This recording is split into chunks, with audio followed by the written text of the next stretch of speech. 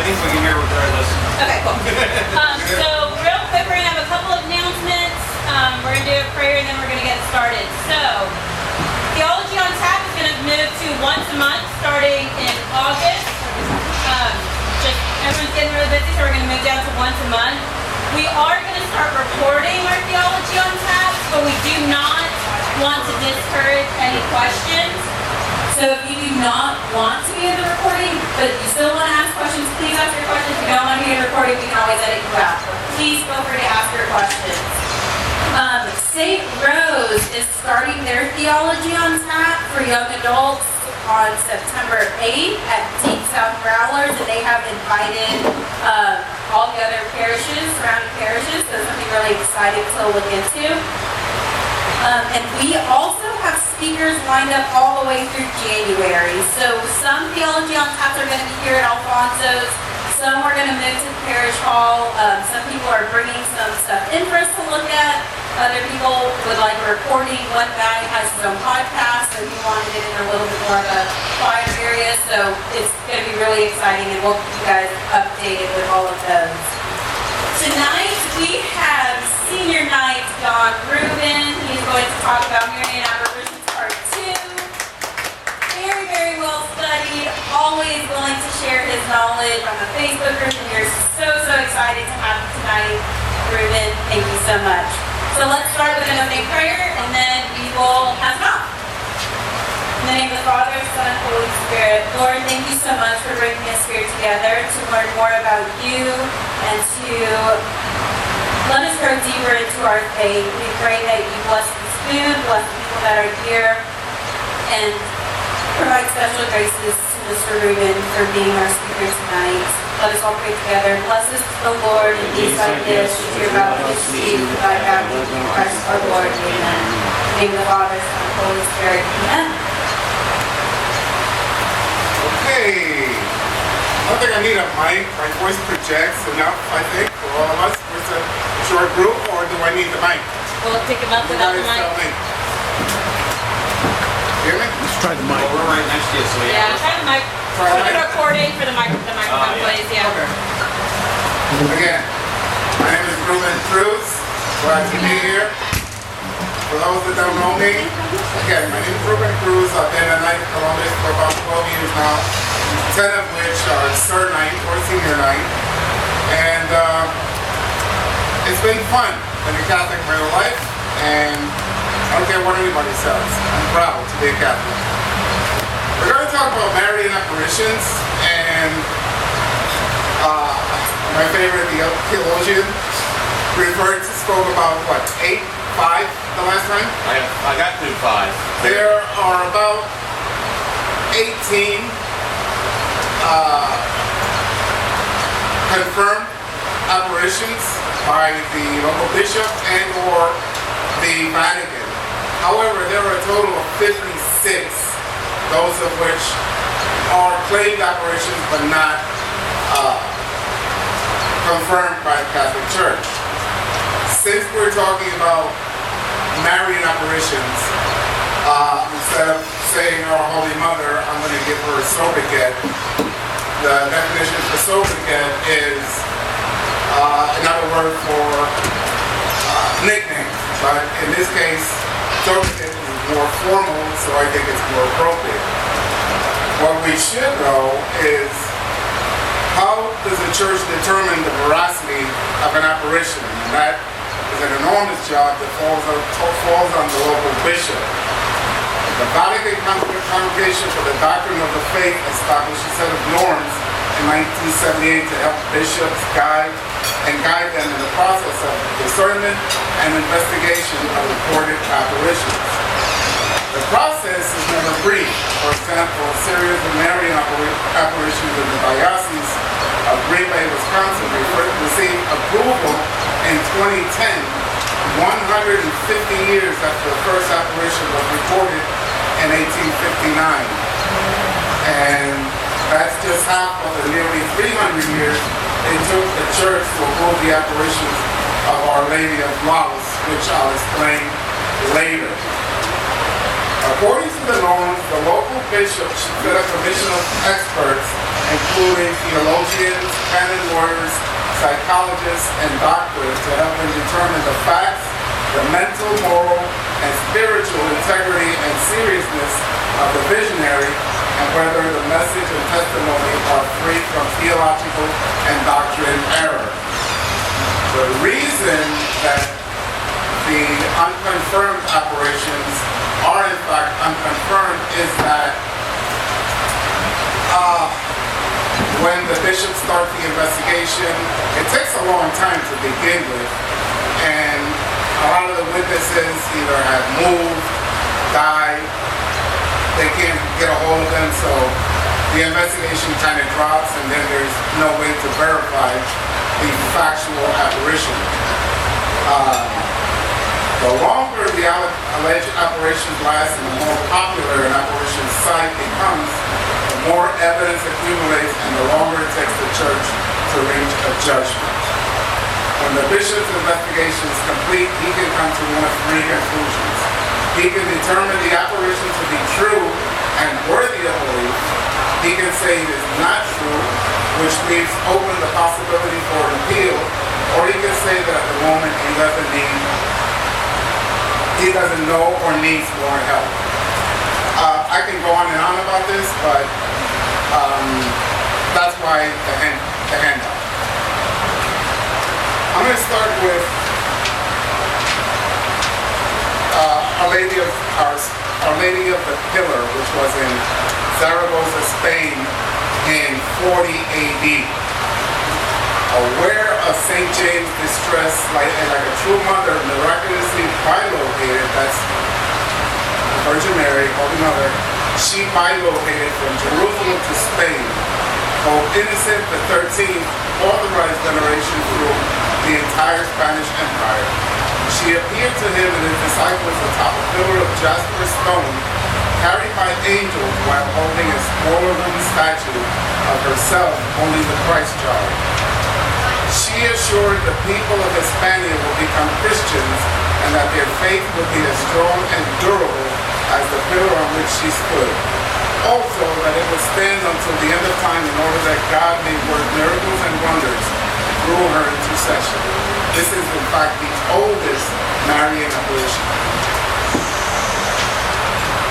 From 1495 to 1866, in the island of Crete, Our Lady of Perpetual Help, or Our Lady of Succor, according to popular tradition, a merchant acquired the icon of Our Lady of Perpetual Help from the island of Crete and had it shipped to Rome toward the end of the 15th century. During the voyage, a terrible storm arose, threatening the lives of all on the ship. The passengers and crew prayed to our Blessed Mother and were saved.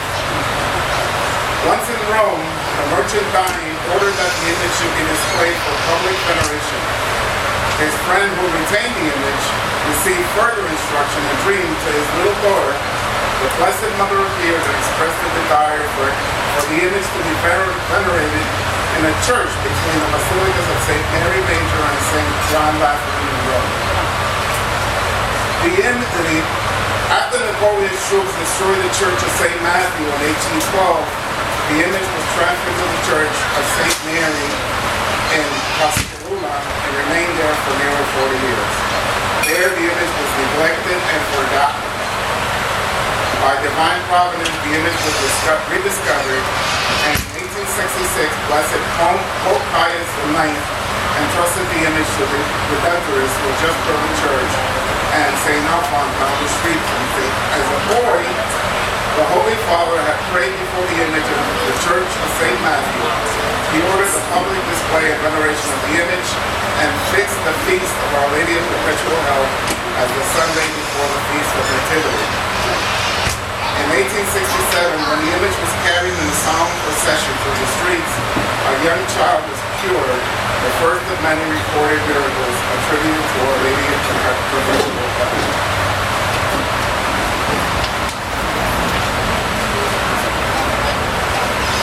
Next we go on to, in 1879, in Ireland County, Our Lady of Knock, or Our Lady of the Hill.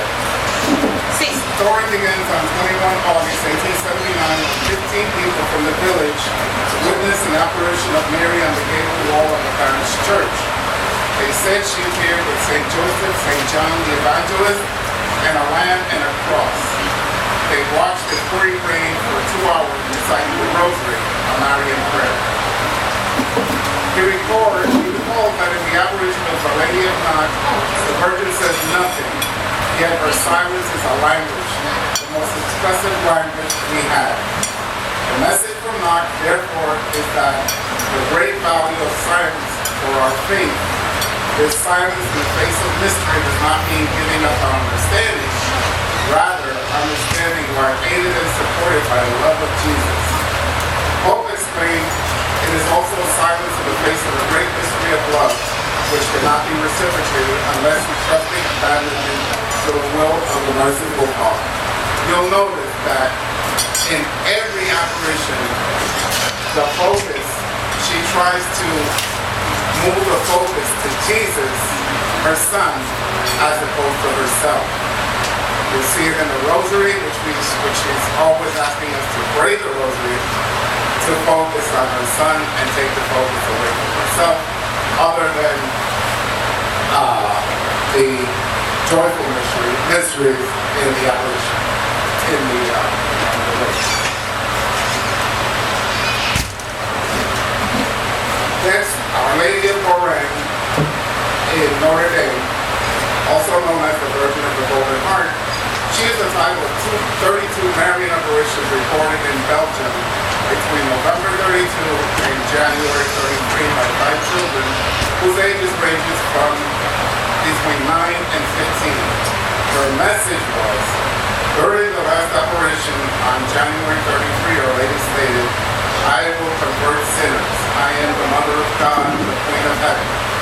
She revealed her golden heart and asked one of the children to sacrifice for her. 20,000 persons were present that day, and the apparition was proved on July 49. This was, yes, 16 years later, but still, it takes a long time for an apparition to be deemed a supernatural occurrence. Our Lady of Shelbyville, I think you touched on her, did you not? She's known as the Lady of Sorrows, Catholic title of the Mary, Mother of Jesus. Basically, the Mother of Shelbyville, she warned Rwanda of terrible occurrence that was going to happen in Rwanda. That occurrence was a genocide of 1 million people that died right after that apparition.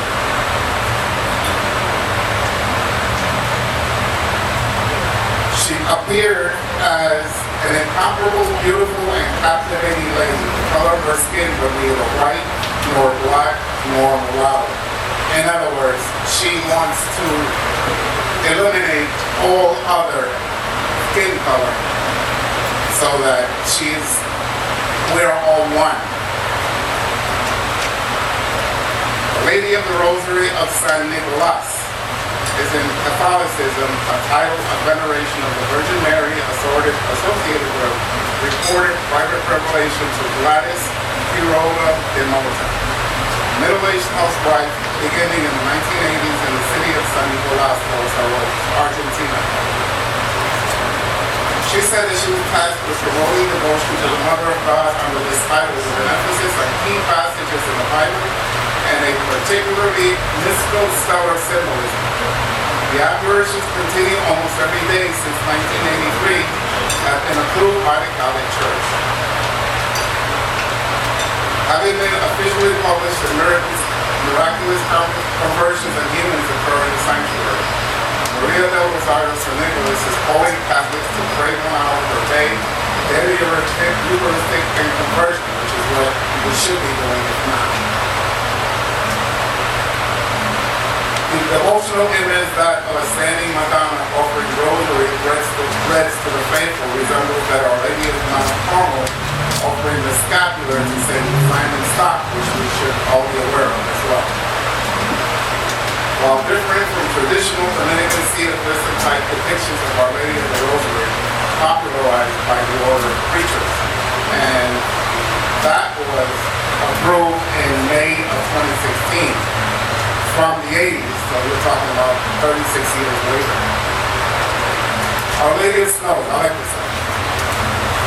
It has direct ties to the legend about a marvelous snowfall in Rome in 352 AD. Mary had indicated in a dream to a wealthy childless Roman couple that she wanted a church built in her honor, and the site of this church would be covered with snow. There was this childless, wealthy couple that wanted to donate money to the church, and they didn't know what to do with it. So Mary appeared to them in a dream and told her, gave them a specific location, and that she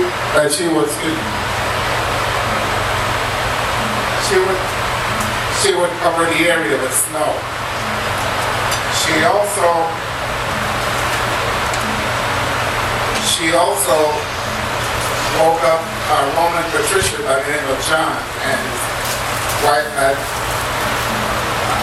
they had asked her what to do with their wealth. They decided to give their entire fortune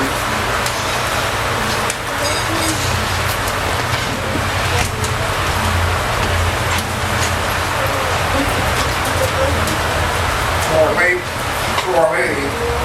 She needed to know what the Blessed Mother would have them do with it. She also appeared to them and told them she wanted a church to be built on the Esplanade in New York. She also appeared in a dream to a couple of Liberians, telling them of her desire that a church be built and instructing them to go to the same hill. The next day, both arrived at the hill to find an exact area covered with snow, an extraordinary miracle in a hot, muggy Roman month of August.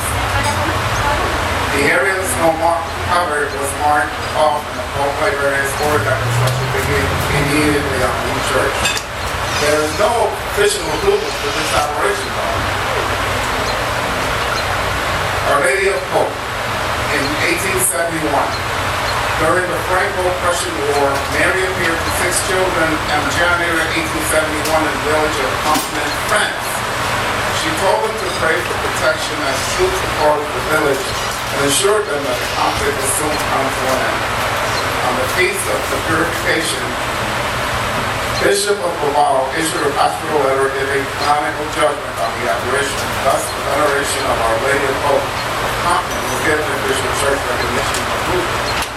What they did was, everybody prayed the rosary, and the war subsequently ended just after that. In 1953, that's in the handout.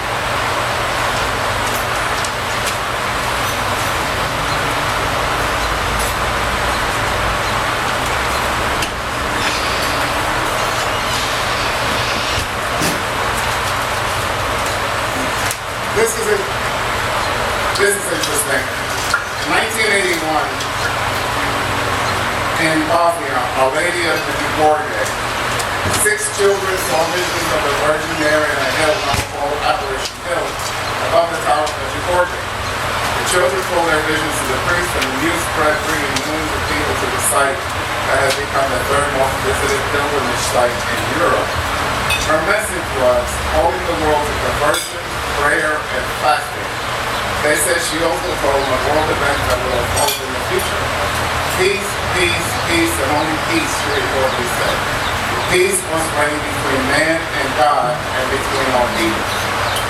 In the message sent to participants of the Medjugorje International Youth Festival on Thursday, Pope Francis urged young people to open their hearts to the will of God. God has a plan of love for each of you, said the Pope. Do not be afraid of His will, but place all your trust in His grace. The Holy See, consistent with the rulings of the local bishops, has allowed pilgrimages to Medjugorje, provided they don't present the reported apparitions as approved by the Church, and has forbidden the faithful from participating in the rites where the reported seers present the reported apparitions as of supernatural origin.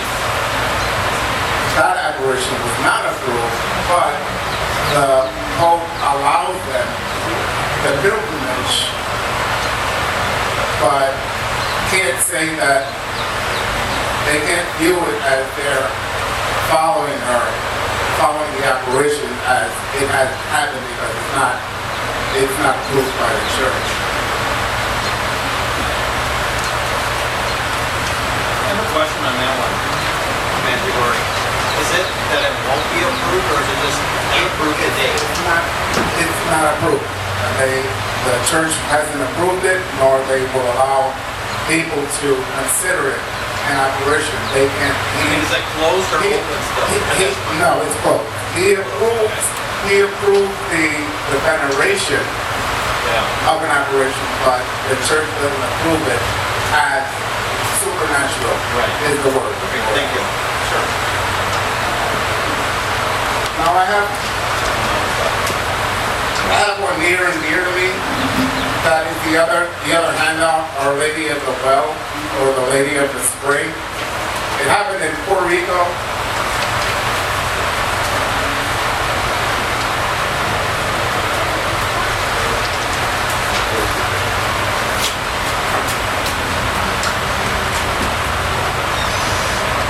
Happened in Puerto Rico back in 1953. The year I was born, I'm Puerto Rican. That's right. I kind of like it.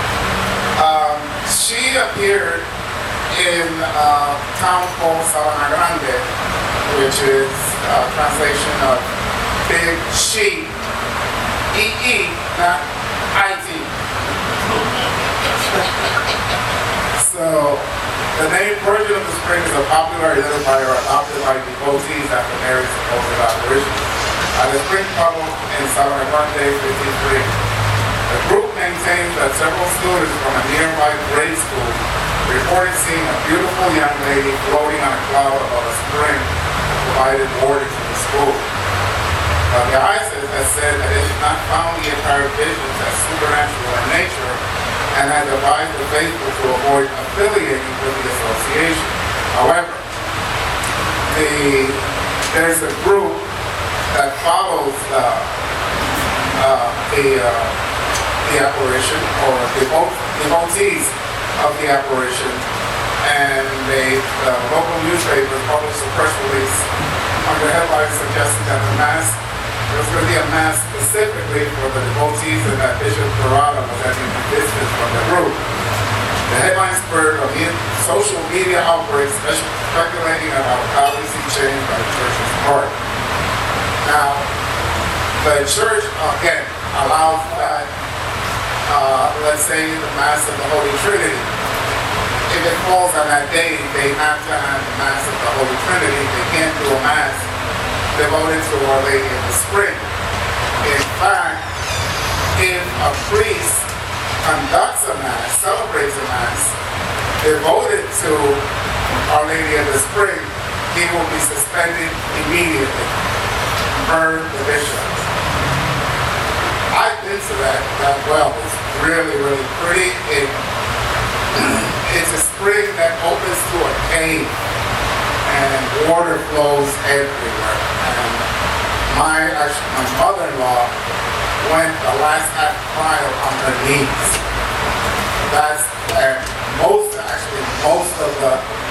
Most of the people that make pilgrimage to this site go on their knees. I could, and I was 30-some odd years old. I couldn't do it. But I tried, and I told her, "No, you do it."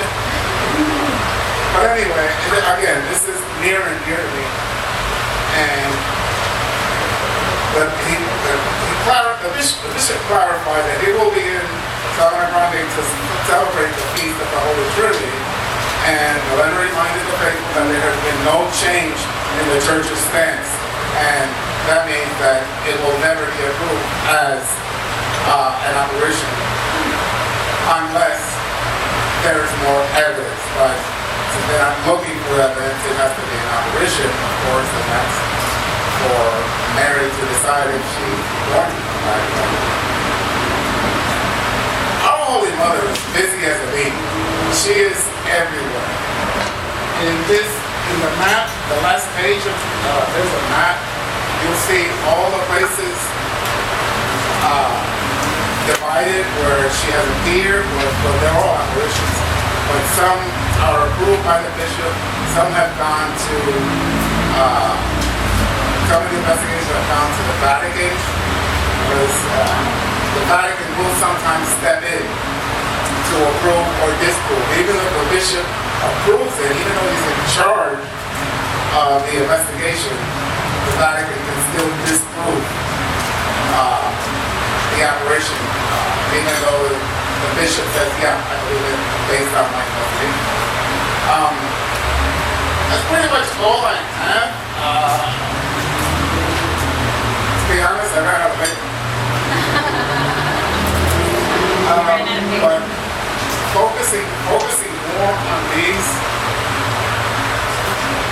like I said,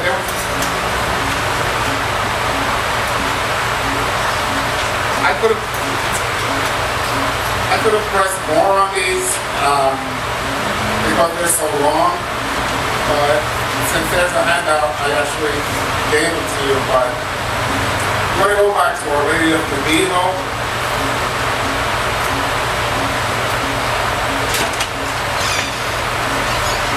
Our Lady of the Rosary of St. Nicholas.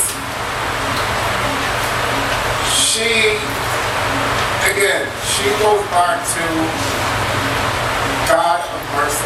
That's all. Again, every apparition, she always refers to Jesus and God and mercy and devotion to Jesus, taking the focus away from herself. Mary is totally immodest. She's always in the background from his birth, the apparition, his birth to his crucifixion.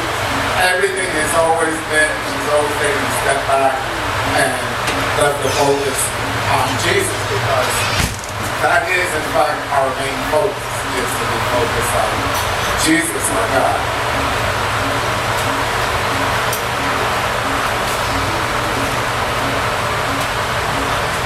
It's funny about Our Lady of Medjugorje. This is one of the, I hear about her a lot, and it's strange to me that the church would not, I guess by their investigation, they didn't prove the apparition to be supernatural, but you hear this apparition. In fact, because of its location in Bosnia, there's always war in Bosnia, and she has done several apparitions in Bosnia. And I guess it's to try and, because she says peace must reign between man and God, that's her message. So,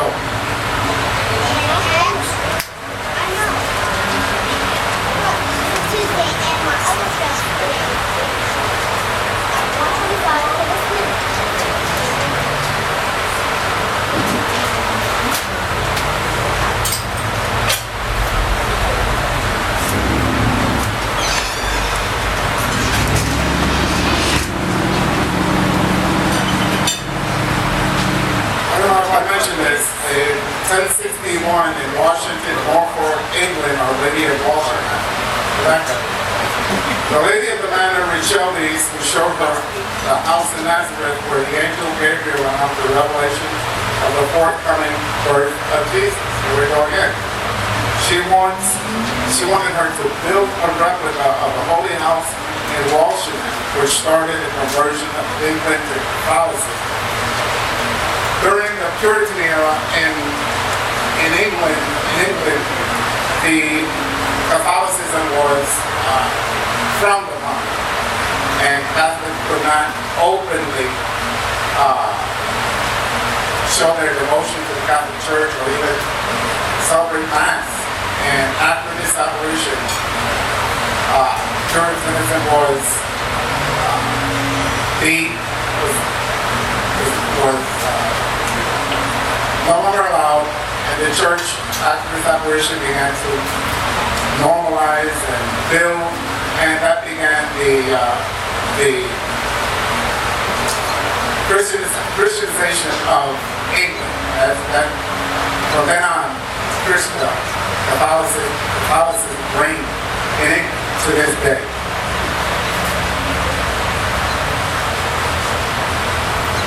Okay, back to the island of Crete, Our Lady of Perpetual Health. I'll go on a little further about that. After Napoleon's troops destroyed the church of St. Matthew, by divine providence, the forgotten image was rediscovered and Pope ordered the public display and veneration of the image and fixed the feast of Our Lady of Perpetual Health on Sunday before the feast was fixed. The Simply Estate German Baptist. In 1867, when the image was carried in solemn procession through the streets, the young child was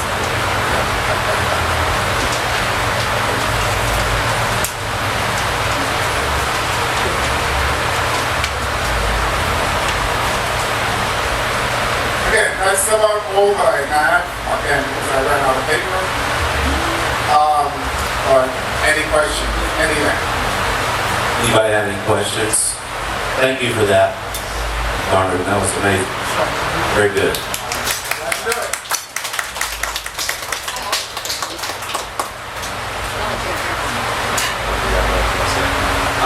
I do want to say, I think, two quick things.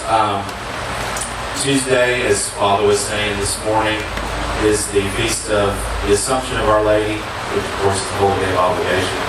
So it's 15th. Sorry, that's it. It's Tuesday. August 15th.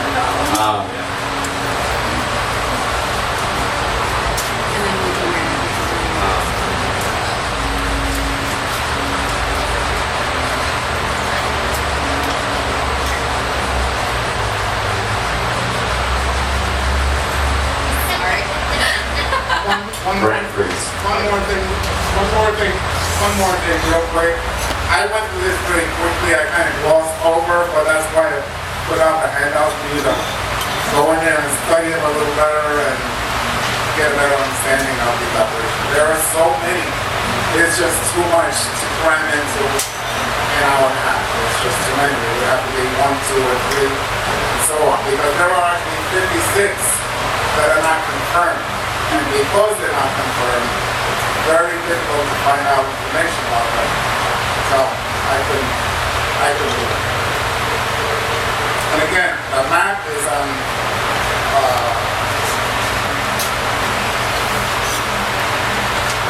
you can go to the map, you'll find it at nationalgeographic.com, and that'll give you more information about the apparitions. Thank you. Thank you.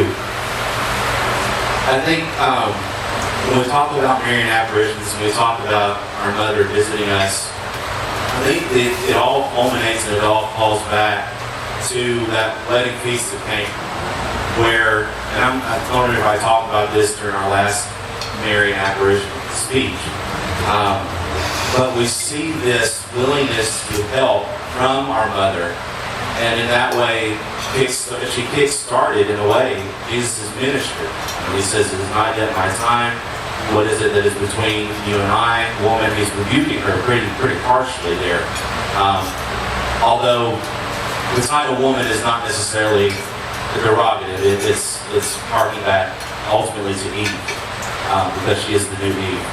But we see at that feast that Mary sees what we're lacking. She sees that our wine casks are empty, that we're going to be embarrassed, or we're not going to be able to serve people the wine of the Holy Spirit.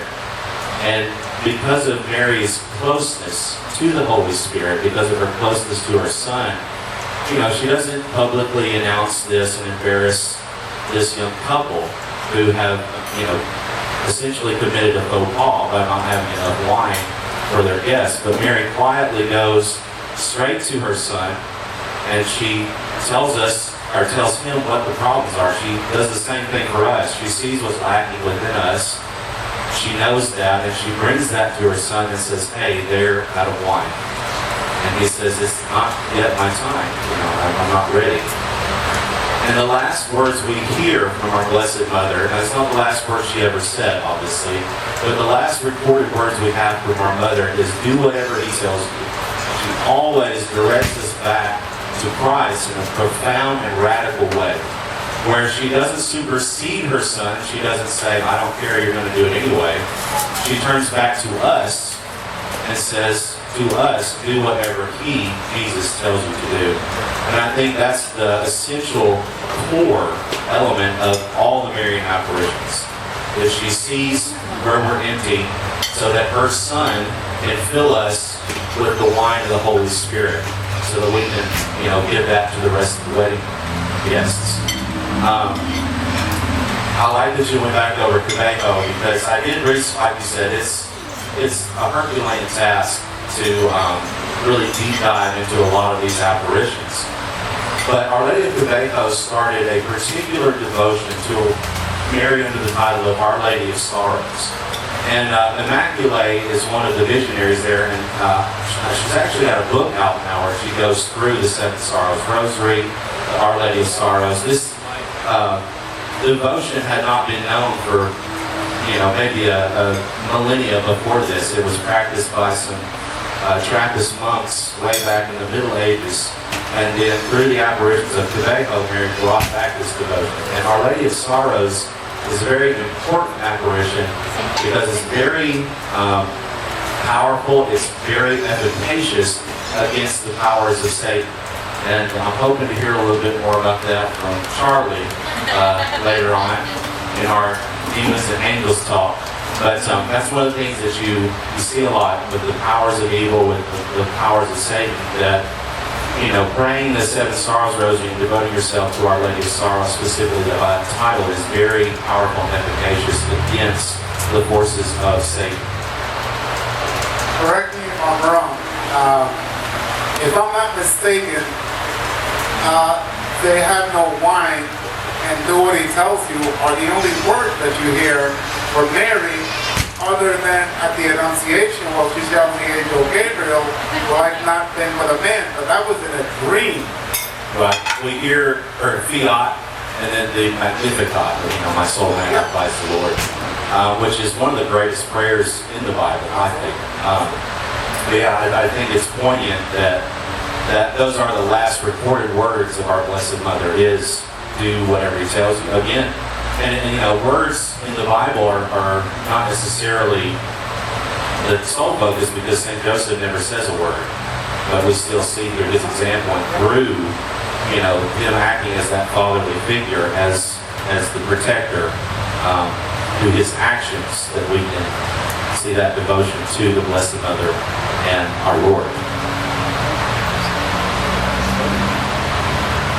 Does anybody have any questions, or we're going to open it up for discussion? Does anybody have anything to say? We'll bring the mic to you, and you can give us some poignant. You have a question. I like my question. So, when Mary appears, and similar to what she did at the wedding of Cana, I guess she doesn't ask permission first. How does she have the authority, or how is she granted permission to come do these apparitions? Does she ask permission first, or is she, because it's more of, I guess, an intercessory role? I guess my question is, what is the conversation between her and God, either before or after the apparition happens? If I'm not mistaken, all she does is tell Jesus they have no wine. Right. These feasts, they go on for days. They don't just, they're not today where you just have a wedding feast, you go on your honeymoon, and that's it. It's not done. These feasts, they go for days, and they run out of wine, and Jesus comes to her, she comes to Jesus, and she says, they have no more wine. And he, of course, says, like Paul said, woman, what does that have to do with me? Right. And then she tells one of the slaves, one of the servers, do what he tells you. Which is in fact what she's telling us, to do what Jesus tells us to do. He's not exactly telling us, he's putting it in our mind that we should listen to God. There's that famous saying that people say, WWJD, what would Jesus do? Whenever you're going to do something stupid. And it's true when you think, what would he do in this case? So, yeah, if I'm not mistaken, that's exactly how the conversation went. It wasn't a long thing, it was just over, what does that have to do with me? My time is not come. And she just looked at the servers and says, do what he tells you to do. It's like any mom. Any mom. But then again, you're a child.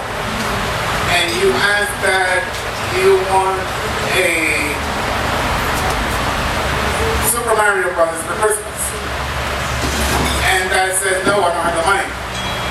And then you go to mom. Usually, you're going to get that Super Mario Brothers for Christmas. Because if dad says no, mom is pretty much going to say, okay, well, we have this word in Spanish called alcahueta. And basically it transforms to, sure. I'm going to look it up and get you the right translation, but it's just that. The mother will always look out for her baby. Mom's babies can do nothing wrong most of the time. So, and that's about it. We have to build off of that, what would Jesus do? He would listen to his mother, right? He's not going to break the fifth commandment, obviously. But it goes a little deeper than that because it's about relationship. It is a familial relationship. It's not necessarily strangers asking for favors. It's a mother asking her son, and Mary says this several times, like Fatima. She says, my son wishes to increase devotion to my immaculate heart. It's Jesus, and it's God ultimately in his ultimate goodness pouring forth his grace out of the creature that has the summit of grace, the one who is full of grace, the blessed among women. And we have to remember Mary's role. If God is a monarch, in the old Jewish monarchy structure, the queen was not the wife of the king. The mother of the king was the queen, called the queen mother. So Mary is not only mother, but she is queen mother to, Cristo Rey, Christ the King. So it's part of that, but it's also that Mary is so united and so close to God that it is impossible for her to act outside of the will of God. So if she's coming as an emissary, she's coming on behalf through the will of God, ultimately, not on her own will. Now, she does have free will. She does choose between different goods. Right? She's not a puppet. She's not an automaton of God, because God does not act in that way. But it's a sense of anyone who is in that relationship. The closer you are to someone, it's almost this. You're the same. You become the same person. We see that in marriage, where your wills become so aligned, and Mary's will is so aligned to God, which is goodness and love himself, that in a way, everything she does, even of her own accord, is still on the accord of God, ultimately.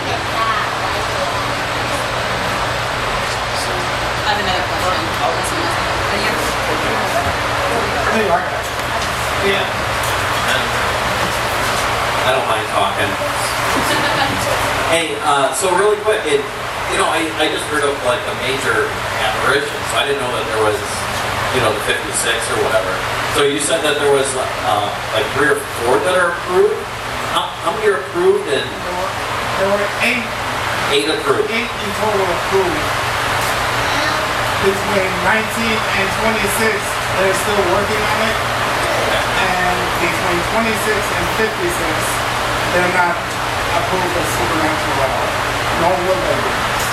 okay. There's still 9 of which they're still vacillating for whatever reason. Well, and I think it's really good that the church does that, though, because, you know, the church takes so long to say somebody's a saint, to say somebody, you know, an apparition, that type of thing, but you got to go through it, and the devil wants to deceive us. Again. So, I mean, there's so many ways that he does that, you know, and a lot of these could be the devil posing as Mary, you know. Again, 300 years later, Medjugorje is still not approved. So, yeah, it takes a while. It could be 26, 36 years, or it could be 300 years. It just depends. Now, it's funny that 300 years and they're still deciding whether it was supernatural or not. So, I don't know.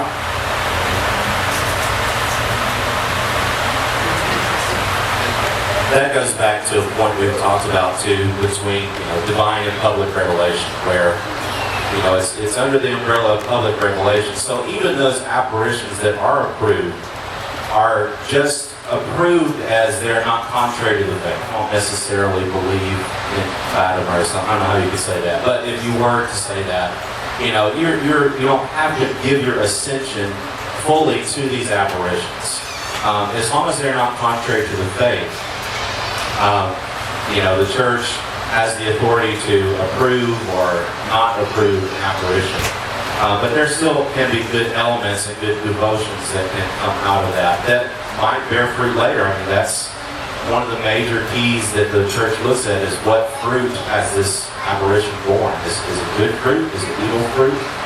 And those are just, there's a document for the, I can't remember this, but for the faithful, where you can look at it and they have the different criteria there for, you know, what were the measures of an approved apparition. This is for anything with, you know, Jesus, Mary, the saints, people like this.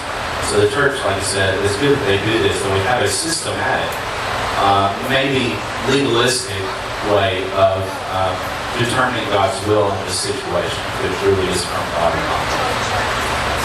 In addition to your question, the devil can't actually make you do anything. He can only suggest it. And we have free will to go by what he says or not. Go back to the book of Job. The devil questioned God, and he says, Job has all these riches only because he believes in you. If you were to take away everything that he has, or give me permission to do so, then you'll see. And sure enough, Job lost all his wealth, his children, everything. And still, that did not deter his faith from God.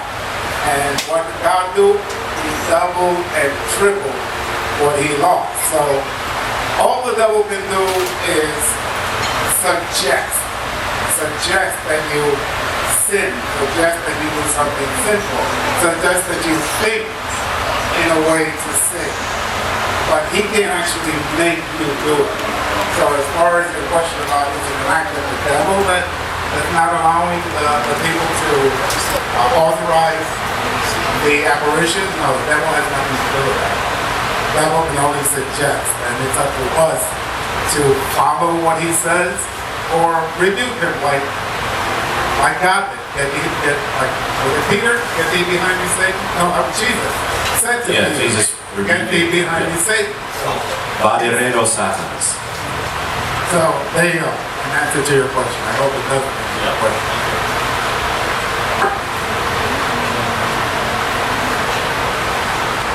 So, for these Marian apparitions, we have images and pictures of Mary appearing differently. Like, she looks similar to the culture and the people that she's appearing to, but I don't know that I've ever heard what, like, Jesus appeared to Saint Faustina. I don't know that he looked any different, or saints, when they appear to people, that they have different appearances. So Mary did have a physical human body. What is the reason that she appears different to different people? Because it seems to me that she wants to, just like Our Lady of Guadalupe, she wanted to be able to, I don't know, establish a rapport or hiddenness with them, as opposed to a Black Mary to England, you know, just to try and to establish that she's one of them, which she is. She is one of us. I don't know if there are any images of the Virgin Mary in the Philippines where she kind of looks like. I don't know that we have any Filipino apparitions yet. Not yet. Not yet. The word, the strong word there is yet. Because I'm sure if she's, like I said, she's busy as a bee, always looking to help. So that also falls under private revelation, because the seer is going to interpret things in their mind. So the seer may not know what, let's say, someone who's in Africa is going to look if they're in Europe or wherever. So there is an influence there by the seer itself. Again, that's why it falls under private revelation, because not every detail you are bound like. But we also have to look at our resurrected bodies. Mary is in a perfected body, just as Jesus is in a perfected body.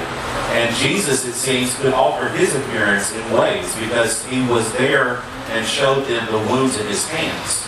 Well, if he has a resurrected, perfected body, he doesn't have wounds, so to speak, unless he chooses to show them, right? To communicate the suffering that he had on the cross. And I think it's a way of interpretation. It's also a way that Mary has shown that she can affect miracles, or that through the power of God, she can affect miracles of light.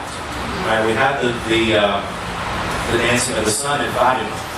She always appears in a radiant ray of light. Well, we interpret what we see through light. That's how we see. So who's to say that Mary can't use some sort of supernatural way to manipulate that light, where she doesn't necessarily physically alter her appearance, but the way that our eyes see that appearance and the way we interpret that in our human temporal minds, we see her as, you know, the Black Madonna, or Our Lady of Guadalupe, where she appears as a young Aztec girl, or at Lourdes, where she appears like a very fair and light-skinned maiden. And that's more of a theological speculation. And she's also Queen of Angels, and we know that angels can manipulate their appearance. So there's something about our resurrected bodies, our glorified bodies, and how people interpret what they see, that the fundamental truths it doesn't change the fundamental truths and the fundamental messages of her apparitions, but the way that the seers interpret things, those details, can be changed or can be interpreted differently by the different visionaries. And I guess, oh, sorry, go ahead. And I guess as you guys were talking, it made me remember Mary Magdalene, when she went to the tomb afterwards, she didn't recognize Jesus. She thought he was a gardener. So I guess there is that example of Jesus coming, I guess maybe in a different form, or maybe he hid that knowledge from her. It could also have been how she was interpreting it. You know, she was expecting to see a gardener, and she saw a gardener. You know, Christ and God is not going to superimpose his will on ours. You know, he's not going to compel us to believe something because we are fully free. And I would argue that he would want us to make the freest choice we could, and would not compel us so that we were able to make that fully free choice. We also see that in the road to Emmaus. That Christ comes and they don't recognize him until, you know, they go on this whole journey, you know, hundreds of miles, many days journey, and it was only until the breaking of the bread, of course, signifying the Eucharist, signifying the Mass, that they saw Jesus for who he is. And in the Eucharist, Christ makes his appearance under bread and wine. So he does it every time a Mass is celebrated. And again, we've had visionaries. We talked about the Eucharistic miracles where they've seen the child Jesus or a child, an infant, or Jesus' face, or the Eucharist illuminated. So mechanically, I can't tell you exactly how God does it. We have, theological speculation, or we can say these are the probable elements there.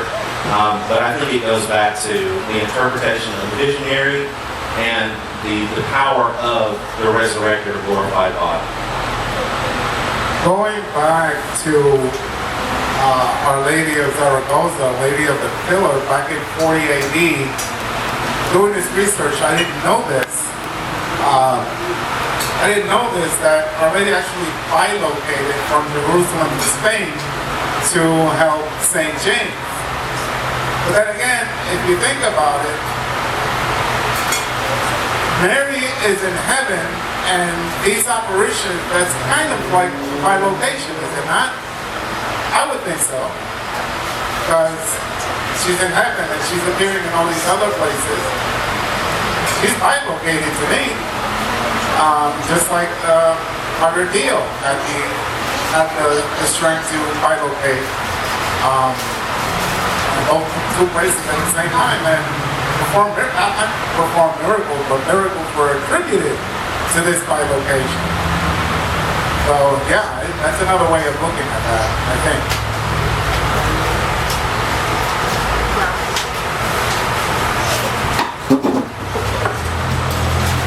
Hi. Can you hear me way back there? You gotta talk like into it. Okay, can you hear me now? Okay, hi. I really think that in speaking to today's world, that having apparitions, having miracles, that Mary's, our church in Ohio, Our Lady of Consolation, that is a pilgrimage of minor basilica because of the substantiated and unsubstantiated miracles that went on at that church. I think that as we have miracles, it makes our religion a living religion every day. You know those feelings in church or sometime, or you're someplace, whatever, and you get the little bumps on your arm, and you feel the cloak of the Holy Spirit over you in that moment. It's like, this is a living church. This is not just a book. And the more we read about these many apparitions, one of my dearest friends in Washington State was a Chamorro from Guam, and she was born and raised Catholic and truly believed in apparitions. I got to travel with her to many big cathedrals in the United States, and I learned so much, and it left me in awe. And she totally believed that Mary has come to her personally. No question asked, for sure. And it really takes that religion to that next step that we all want.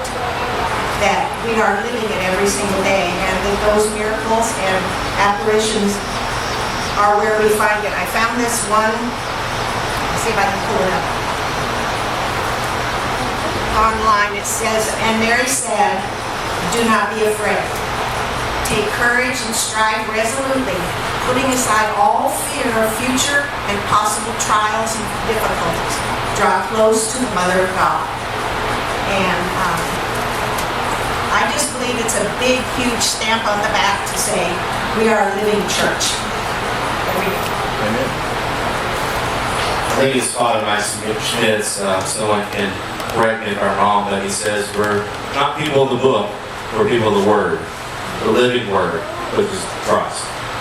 And that's a really good point that you make, is the daily, how we incorporate our Blessed Mother into our daily life. Well, of course, as she as she asks us to do, pray the Rosary daily, increase your devotion to her Immaculate Heart.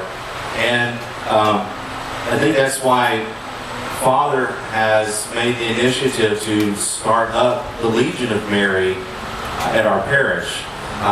And the Legion is a way to put yourself in a fuller service to Mary by placing yourself under her banner, so to speak. And I think the Legion does a lot of good things. The founder, Frank Duff, is undergoing canonization. At this time, we're still praying for his continued revelation of that beatific vision. But the Legion itself is a prayerful group that acts as Roman legionaries. We go out into the community to serve those in the name of Mary, to help catechize, to help in acts of service, to evangelize. And I think it's a really good way to devote yourself to the Blessed Mother in a tangible sense. So if anyone is interested to join, we meet every Wednesday, starting out at the church rectory at 6 o'clock. You don't have to, there are professions that are made, there are promises that you make, but there's a 3-month probationary period where you can prayerfully discern whether the Legion is right for you or not. And after that 3 months, if it's not for you, then you can become an auxiliary member, and you can add those prayers to your daily rosary, and increase your devotion to our Blessed Mother that way, and through that receive an abundance of grace through those acts.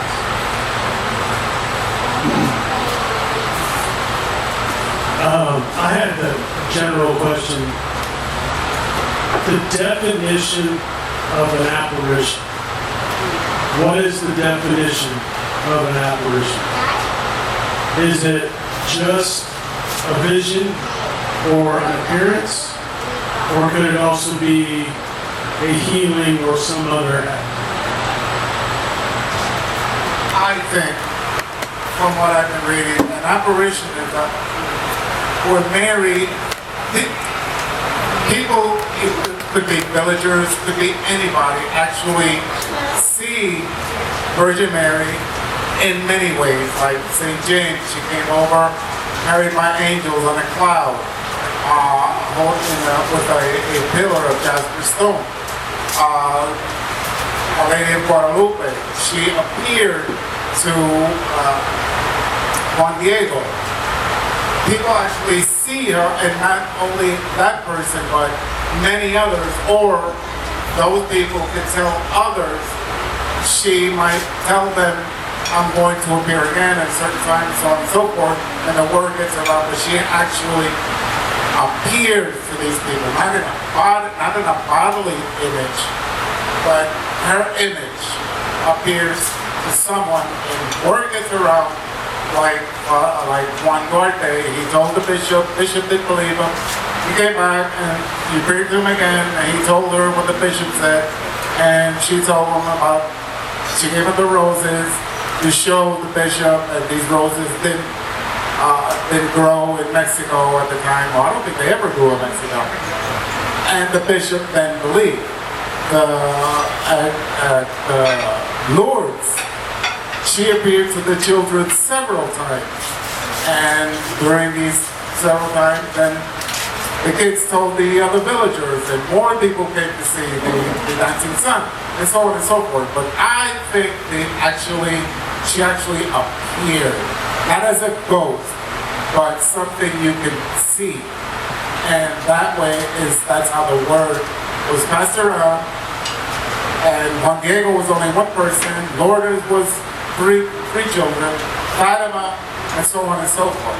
So I think it's actually a vision, not a ghost, as such.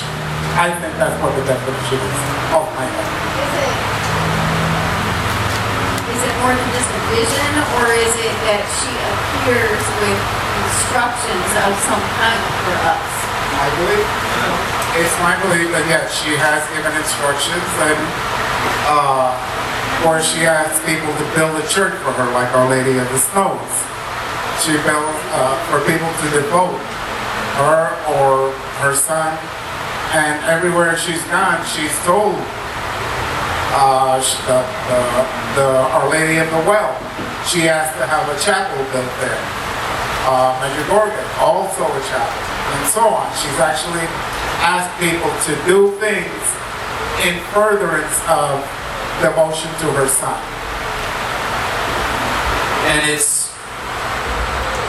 under the umbrella of miracles, right? Apparitions are miracles. Mary does appear not in every single apparition though. We have like Our Lady of Cabejo where Sister Agnes, I don't believe, saw a vision of Mary, but she, of course, the statue in Cabejo began to sweat, to bleed, all this, to cry tears. So Mary appearing or miracles around an apparition through instruction or through devotion, and subsequent miracles are all kind of tied into that apparition. But formally, a Marian apparition is when she is seen, either by a visionary or by different people, physically, or through a vision.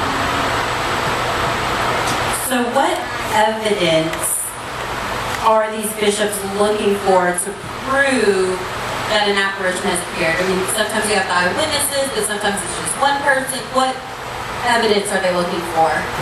As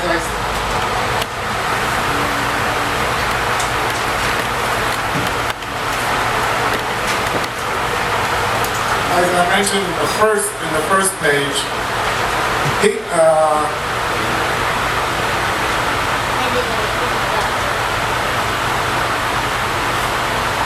the process is lengthy because visionaries and witnesses must be questioned, and the fruits of the apparitions, such as conversions, miracles, and healings, must be examined. That's why a lot of the apparitions, those 49 to 56 I mentioned, they're not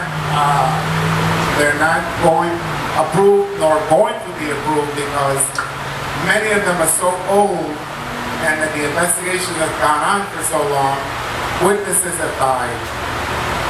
Family of witnesses have died who the witness might have spoken to about the apparition. Many things have to come together for this vision to be approved as supernatural by the church. So it could be a lengthy process, like the 300 as far as the Borgia is concerned, or it could be 36 years as mentioned in Our Lady of Perpetual Help. So it's a matter of talking to people in investigation. And investigation could be anything. It could be evidence, pieces of paper, letters that may have been written, all these things of that nature. And if the bishop can prove by evidence, witnesses, and so on and so forth, he's not going to approve it. Even if the Vatican steps in, he's not going to approve it because at the end, he's in charge of the investigation. So he's the one that says yea or nay eventually. So is it similar to like when a saint is canonized, a miracle, they have to say this miracle happened because I asked for the intercession of Mother Teresa. So is it similar, like I converted because of the stories I have heard from Our Lady of Fatima's appearance? Could be. Okay. A saint to be blessed and then canonized, there has to be miracles attributed to him. And to be canonized, then there has to be a series of miracles that were attributed to him. A person converting to Catholicism because her baby was cured of a healing, was healed by prayers that she did to Blessed Acutis, and then miracles attributed to that venerable person to be canonized. Okay, that makes sense. Miracles have to be attributed to that person for that person to begin to be canonized. It's a case-by-case study. Yeah. So there's not necessarily a full umbrella of, okay, A, then B, then C, and we know it's a miracle like that. Yeah. But it's also not an arbitrary study. It's not, okay, well, we have this proposed vision that happened and this proposed miracle. Status of supernatural means that there's not a natural explanation for it. Let's take Lourdes, for example. We have the apparition of Mary in the grotto. Then we have St. Bernadette who does the penances in the grotto, and after that water flows forth from the grotto. And we have numerous, throughout the centuries, people being healed by this water, miraculous. And independent case studies and like Our Lady of Cabejo, they tested the matter that was coming out of the statue, and there's no natural explanation for the 101 times that the statue was cried that were real human tears that were verified in double-blind studies that were shown that the blood type was AB positive or something like that. The blood type was one part of the DNA, that the sweat was another type of DNA, and the tears were another type of DNA, but they were actually blood, sweat, and tears. And that's why those are the more, not easily confirmed, but the more strongly verified, let's say, and why, as Ruben is saying, some of them don't necessarily reach that stage because there's not enough evidence that they can find, or it's been too long to get those witness statements, or there's no study that has concluded that it could not have been natural, through natural occurrence. So there's a supernatural element through independent studies. And actually many people who are atheists, atheist doctors, atheist scientists, have been converted by looking at these elements of these miracles and verifying there's no natural explanation for this. Yeah, that's like the apparition of Walsingham. Through her apparition, again, England began to build the Catholic Church yet again, and a lot of people converted to the Catholic Church, and its majority of England is Catholic.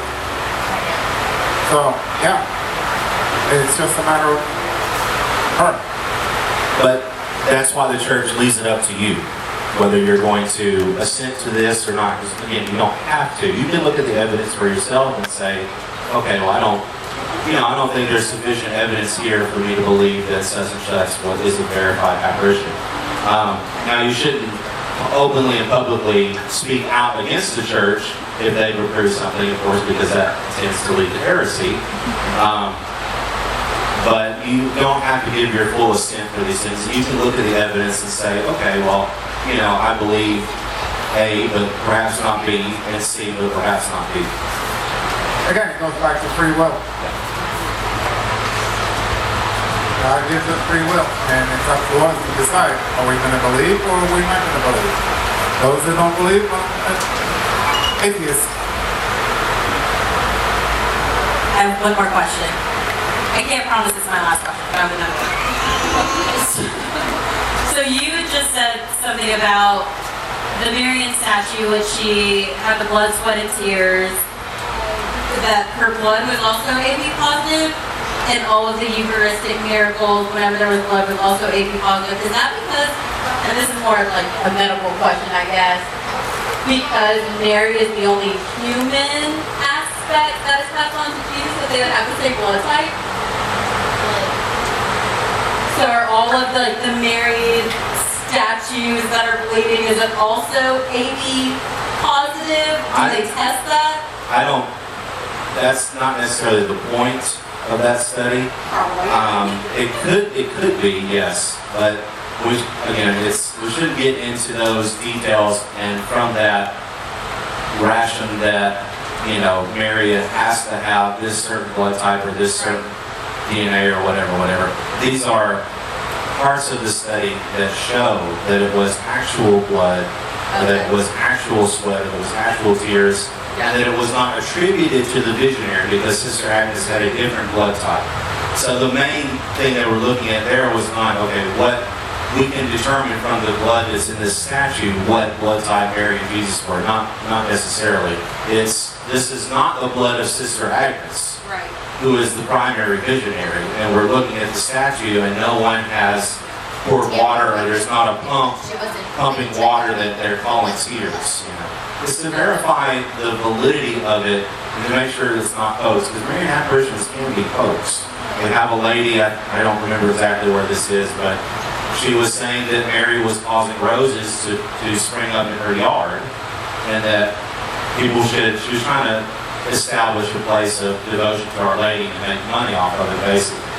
But through the investigation, they discovered that she was the one putting the flowers out, and there had been no apparition whatsoever.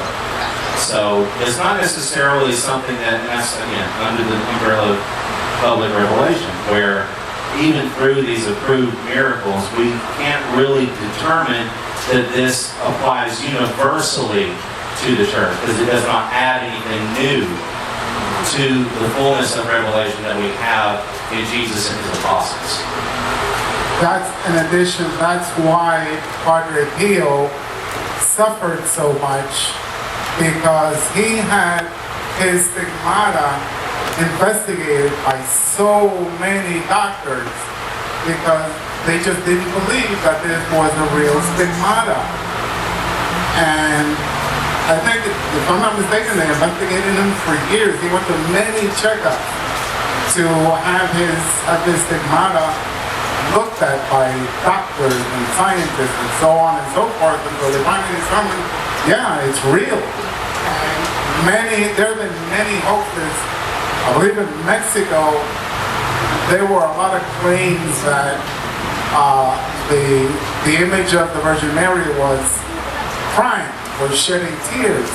And that was a lot of those, I think all of them in fact, were investigated, and they were proved to be hoaxes, that the people in the chapel were just doing whatever to show that the Virgin was crying. So yeah, a lot of them. That's probably why some of them aren't preferred as supernatural, because of the investigation. Then people play hoaxes for whatever reason, using God as a tributary, and it's just not so.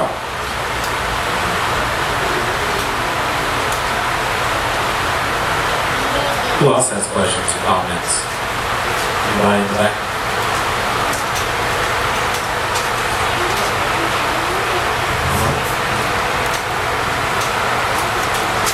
All right, well, thank you so much, Ruben. You did awesome. Thank you for sharing your knowledge.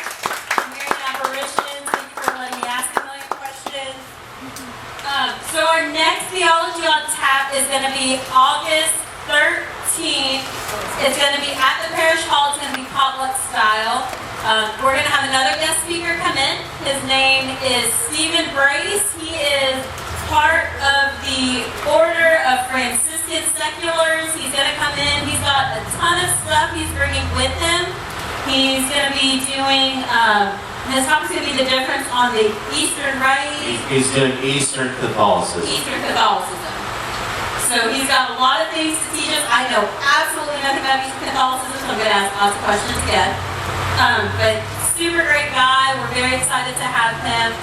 5:30, August 13th, at the Parish Hall, potluck style. But yeah, thank you so much again, Ruben, and thank you all for coming out. Well, they say the captain is the last one to leave the ship, but I gotta go. You gotta go, you go. Thank you so much. You said August 13th? August 13th.